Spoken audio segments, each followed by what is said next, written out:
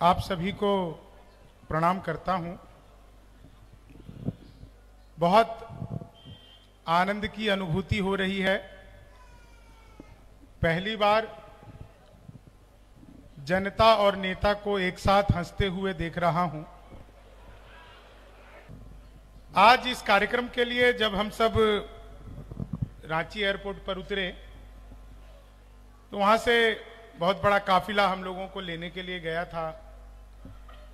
उन्होंने हम सब कवियों को अलग अलग गाड़ी में बिठाया और सबको रेडिसन होटल लेकर के आए।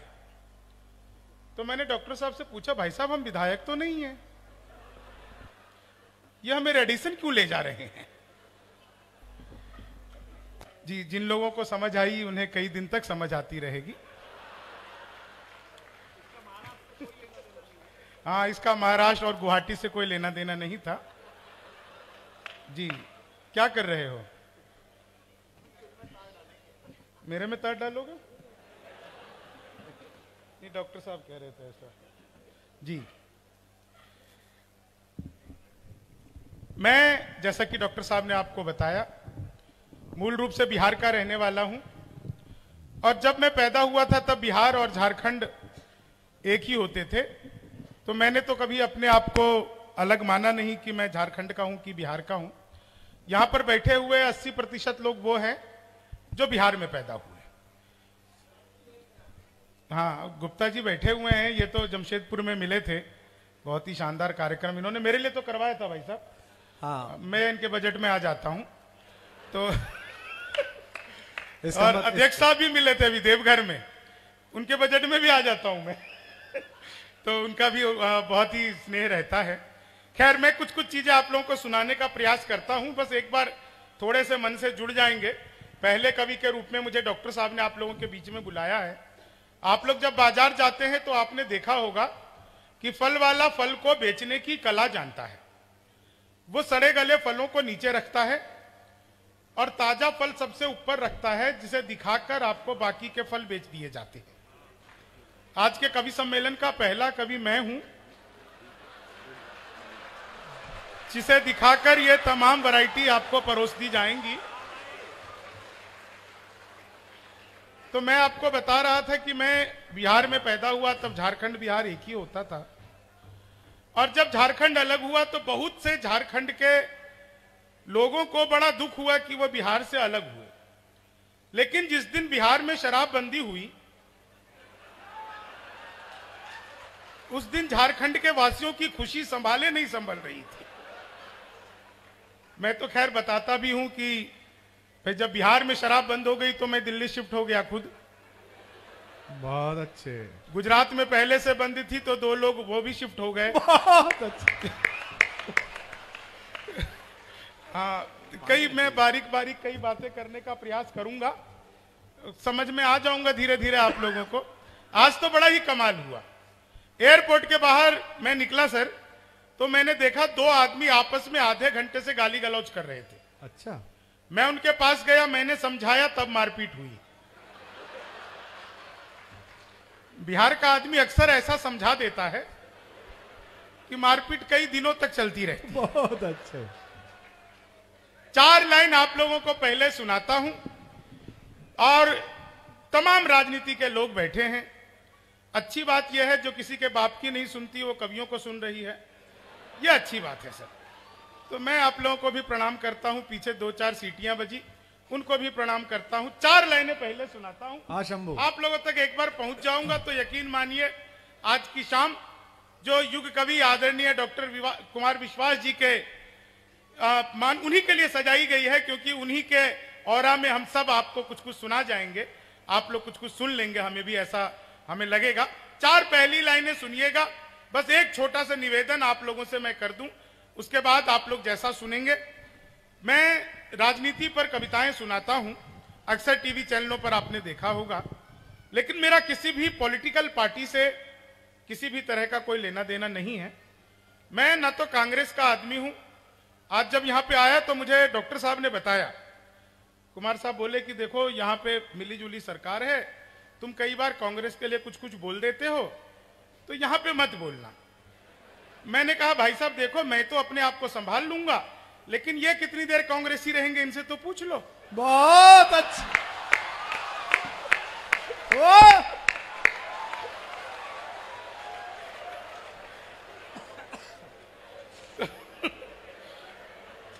तो इनकी प्रतिभा को भी प्रणाम करता हूं। बहुत अच्छा लगा भाई, वाह अच्छा लगा। बड़े प्रतिभाशाली लोग हैं। मैं जी मैं 4 लाइनें आपको सुना रहा था। मैंने पिछले दिनों मोदी जी से पूछा, मैंने कहा मोदी जी आपकी नीयत क्या है? मोदी जी बोले मेरी नीयत पाक साफ है। बहुत अच्छा। इसमें कोई राजनीति नहीं थी, फिर भी कई भाजपा वालों ने ताली बजाई, कांग्रेस वाले चूक गए। इसमें कोई राजनीति नहीं थी भाई। पाकिस्तान को साफ करने में क्या राजनीति? और आप लोग तो यहां के देखिए, मैं सर एक बात बताऊं, दुनिया में सबसे ईमानदार नेता हमारे बिहार के आदरणीय लालू प्रसाद यादव, जिस जेल का उद्घाटन किया खुद उसमें बंद रहे। अरे हमारा भी जेल मंत्री बन रहे यार। हाँ नहीं, उन्होंने उद्घाटन थोड़ी किया था। और मैं तो भाई साहब की सोच रहा था, गुप्ता जी अच्छा हुआ कि आप यहाँ के स्वास्थ्य मंत्री बने। नहीं, अगर आप सचमुच में ही दिल्ली के बन जाते तो अभी तो आपके हाथ पैर सब दोनों एक साथ दबाए जा रहे होते। ये सुविधा वहां पर है। लेकिन साहब ये तो अच्छी जगह पे हैं आप, बेचारे कुछ भी कहो हंसते रहते हैं, मुस्कुराते रहते हैं। और गोविंद अग्रवाल जी जिनका जिक्र हुआ, उनको सर एक बार आपको भी प्रणाम कर लेता हूँ। पहली बार झारखंड के कई शहरों में घुमाया इन्होंने मुझे, बड़े साहित्य सेवी हैं। ऐसा हम लोगों को कई लोगों के विषय में इसलिए बोलना पड़ता है कि वो भी आगे बुलाते रहें। ऐसा नहीं है कि हम कोई बहुत ही ज्यादा खुश होकर बोलते हैं, लेकिन अपनी अपनी मार्केटिंग भी सबको देखनी होती है, तो उसी के तहत सब लोग कहते हैं। सच बात तो यही है। खैर आप लोग 4 लाइन सुनिए। एक आदमी मिला, बोला यार ये मोदी जब से आया है देश 500 साल पीछे चला गया। मैंने कहा योगी को आने दे, त्रेता युग में ले जाएगा।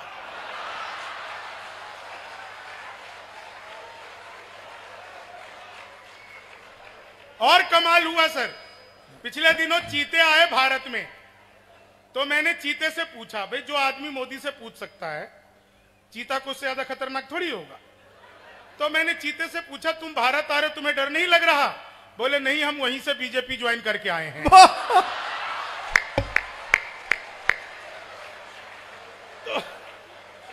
तो हमारा देश बहुत अद्भुत है। और कुछ याद दिलाओ भाई। हाँ अभी अच्छा हो रहा है, क्यों दिलाओ। दिनेश बाबरा मेरा बड़ा ही प्रिय मित्र है। मैं 4 लाइनें आपको सुनाता हूं और देखिए इसमें आपको मजा आ जाएगा, दोनों पक्षों को मजा आएगा। मैंने जैसे ही मोदी जी का जिक्र किया मंच पर चाय आ गई। बहुत अच्छा। ये अध्यक्ष महोदय ये मेरा प्रताप है, लेकिन मैं किसी भी चाय बनाने वाले को कुछ नहीं कहता, क्योंकि आज से 8 साल 9 साल पहले जिसने जो कहा वो किसी को कुछ कहने लायक नहीं है। इसलिए चाय वाले को मैं कुछ नहीं कहता। भाई मेरे हिस्से की 2 चाय रख जाना, एक ठंडी हो जाएगी, दूसरी पीऊंगा। आज तो हाँ लड़के जी 4 लाइन सुनिएगा। इसमें किसी पक्ष की पार्टी पक्ष की बात नहीं है। मैंने आपको बताया पहले ही, मैं ना तो कांग्रेस का आदमी हूं, ना तो मैं भाजपा का आदमी हूं। आदमी तो खैर मैं मायावती का भी नहीं हूं। कई बार लोगों को ऐसी शक हो जाता है, तो मुझे पहले से क्लेरिफाई करके चलना पड़ता है कि मामला बिल्कुल ऐसा नहीं है। मैं 4 लाइनें आपको सुनाता हूं। आप लोगों को याद होगा वो ट्रंप आए थे भारत, लोगों ने ट्रंप को तरह तरह की सलाह दी। एक सलाह ट्रंप को मैंने दी, आपको लगे कि आपके बिहार के लड़के कवि ने एक बिल्कुल सही सलाह ट्रंप को दे दी, तो आप लोगों का आशीर्वाद चाहिए। कुछ देर आप लोगों के बीच में अपने हाथ से की एक कोशिश करता हूं जहां तक आप लोग स्वागत है बेटा। मैंने ट्रंप को क्या सलाह दी? हाँ कि लालू से मिलो वो तुम्हें बिहारी न कर दे, लालू से मिलो वो तुम्हें बिहारी न कर दे, जनता तुम्हें यहाँ की भिखारी न कर दे, जनता तुम्हें यहाँ की भिखारी न कर दे। उत्तर प्रदेश जाना ट्रंप सोच समझ कर, योगी जी तुम्हें ट्रंप से तिवारी न कर दे, योगी जी तुम्हें ट्रंप से तिवारी न कर दे, योगी जी। अच्छा देखो एक चीज और होती है, मतलब ऐसा नहीं कि सरकार आप लोगों के यहाँ भी मतलब स्थिर रहती है नहीं रहती है। बिहार में तो हर 2.5 साल में सरकार जो है पलटती रहती है। मैंने सर 4 लाइन लिखी, आप लोग को समझाने की कुछ जरूरत नहीं है। आप लोग देखिए क्या मजा आ जाएगा, आप लोग सुनिएगा। बीजेपी वाले इधर बैठे हैं, आप लोगों को ज्यादा मजा आएगा, आपको उससे ज्यादा मजा आएगा। सर सरकार उलटती पलटती रहती, बिल्कुल नया सुनो भाई। हाँ कि 19 थी तुम, हमने चाहा 20 की तरह। 19 थी तुम, हमने चाहा 20 की तरह, पर दिल में चुभने लग गई हो 30 की तरह। वादा था 7 फेरे और 3 बच्चों का, मंडप पे तुम पलट गई नीतीश की तरह। मंडप पे तुम पलट गई नीति। अच्छा, उत्तर प्रदेश में जब योगी जी की सरकार बनी तो पहला काम किया एंटी रोमियो, जैसे जूलियट की कोई गलती ना हो, आधार कार्ड मिलवा के पीटे गए। मैंने 4 लाइनें लिखी। हाँ कि जुल्फों में उंगलियों को फिराने नहीं देते, जुल्फों में उंगलियों को फिराने नहीं देते, कलियों के पास भंवरे को जाने नहीं देते। इतनी सी शिकायत है हमें योगी आपसे, खुद से न पटी हमको पटाने नहीं देते, खुद से न पटी हमको पटाने नहीं देते। तुम तोड़ो वादा और हम निभाते रहेंगे, नाराजगी ऐसे भी हम जताते रहेंगे। जब तक नहीं आते हैं 15 लाख खाते में, जब तक नहीं आते हैं 15 लाख खाते में, तब तक तुम्हें मोदी जी हम जिताते रहेंगे। भाई कल को हार जाए तो कौन देगा? वो याद है ना आपको, आए थे 8 नवंबर को। भाइयों और बहनों, आज रात 12 बजे के बाद 1000 और 500 के पुराने नोट लीगल टेंडर नहीं रहेंगे। इतना सुनते ही पति बड़ा खुश, उसे आज भी उम्मीद है मोदी जी किस दिन 8 बजे आएंगे। भाई और बहनों, आज रात 12 बजे के बाद आपकी पुरानी शादियां लीगल टेंडर नहीं रहेंगी। कितने खुश हो रहे हो भोले भाले। गुप्ता जी आप भी हंस रहे हो। मत भूलो वो मोदी जी हैं, 1000 रुपए का लेके 2000 का लौटाया था। आप 40 साल की जमा करवाने जाओ, 80 साल की थमा देंगे। बीबी लेके जाओगे, दादी लेके लौटोगे। अपना तो देश ही अद्भुत है साहब। बहुत अच्छे शंभू। 4 लाइन सुनिएगा कि चीनी को जमा करके फिर से गन्ना बना दूं। वाह, मैं तो अद्भुत ही कभी हूं। क्लास में अध्यापक आए, बोले कौन बेवकूफ है, खड़ा हो जाए, तो मैं ही खड़ा हो गया। बोले तुम बेवकूफ हो। मैंने कहा नहीं सर, आप अकेले खड़े अच्छे नहीं लगते हो। चीनी को जमा करके फिर से गन, वो संस्कृत का अध्यापक आ गए, बोले तमसो माँ ज्योतिर्गमय, इसका हिंदी में अनुवाद करो। मैंने किया, माँ तू सो जा, मैं ज्योति के पास जा रहा। चीनी को जमा। अच्छा एक चीज मैं बताऊं, इतने दिनों बाद खुलकर हंसती हुई महिलाएं मैंने पहली बार देखी है। दरअसल इसमें इनकी कोई गलती नहीं होती, इन्हें ब्यूटी पार्लर वाली समझा के भेजती है। बहन जी ज्यादा मुंह फाड़ के हंसोगी तो चेहरे के पीओपी की कोई गारंटी नहीं है। लेकिन आप लोग उस सब की चिंता किए बिना इतना हंस रही हैं, मुस्कुरा रही हैं। आप लोगों ने सुना होगा कॉपी पेस्ट। इस कॉपी पेस्ट का आविष्कार हिंदुस्तान में हुआ और यहाँ की महिलाओं ने किया। वो नीचे वाले होठों पर लिपस्टिक लगाती है, ऊपर पप पप पप पप करती है, हो जाता है कॉपी पेस्ट।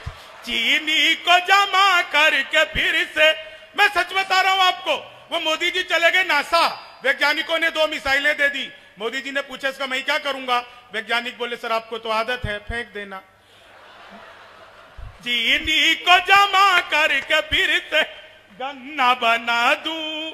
मैं सच बता रहा हूं, गणित वाले आ गए, बोले मैंने तुम्हारे पिताजी को 2000 रुपए 6% ब्याज पर 10 दिन के लिए दिए, तो 10 दिन बाद कितना लौटाएंगे? मैंने कहा वो नहीं लौटाएंगे।